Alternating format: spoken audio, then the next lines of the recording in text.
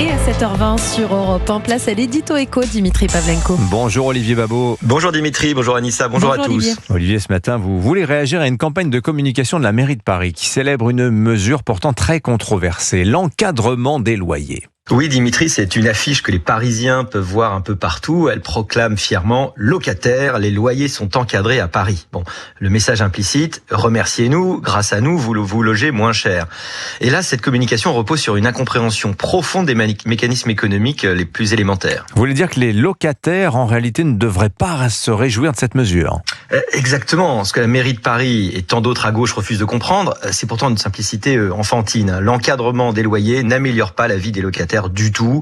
Au contraire, c'est une évidence économique documentée depuis des décennies. Et pourtant, sur le papier, cette idée de l'encadrement des loyers est plutôt séduisante. Limiter les loyers pour les rendre plus accessibles. C'est séduisant, mais totalement contre-productif. Une étude a compilé l'ensemble des tentatives connues depuis les années 60. Et le constat est unanime.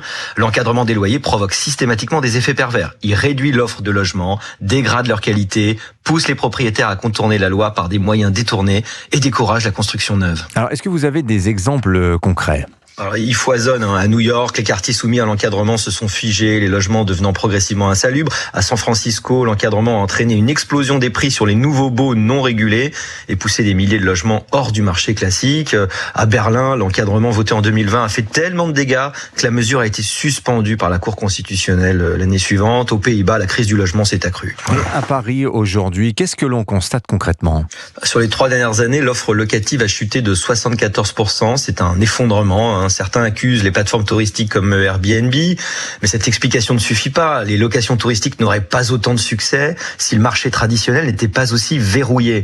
En combinant encadrement des loyers et surfiscalité immobilière, on a fait du bailleur privé une espèce en voie de disparition. Mais alors comment fait-on pour aider réellement les locataires, Olivier ? Ça tient en 2 mots, construire et libérer. Construire d'abord, une étude a montré qu'en Allemagne, l'augmentation du parc de logements dans les zones tendues a permis de faire baisser les loyers, d'élargir substantiellement l'offre locative. Et puis libérer ensuite, en cessant de surprotéger les locataires. Aujourd'hui, le marché est tellement rigide que beaucoup de propriétaires préfèrent laisser leurs biens vides plutôt que de prendre le risque de ne plus pouvoir récupérer leur logement. Cette frilosité se retourne contre ceux qu'on prétend défendre. En fait, que les Parisiens aient cela en tête la prochaine fois qu'ils verront les affiches de la mairie de Paris. Signature Europe 1, Olivier Babot. Merci Olivier. Merci.